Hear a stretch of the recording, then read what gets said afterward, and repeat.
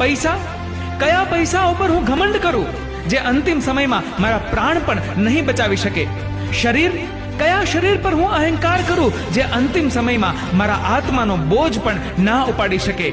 કયા શ્વાસ પર વિશ્વાસ કરું જે અંતિમ શ્વાસમાં મારો સાથ સૌથી પહેલા છોડી દેશે?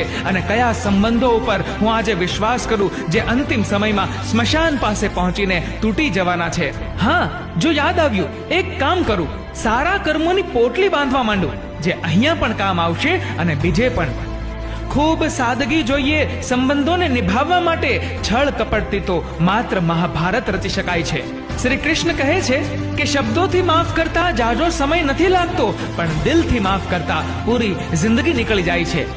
જિંદગીના આ કુરુક્ષેત્રમાં પોતે જ કૃષ્ણ અને પોતે જ અર્જુન બનવું પડે છે. રોજ પોતાના જ સારથી બનીને જીવનની આ મહાભારત લડવી પડે છે.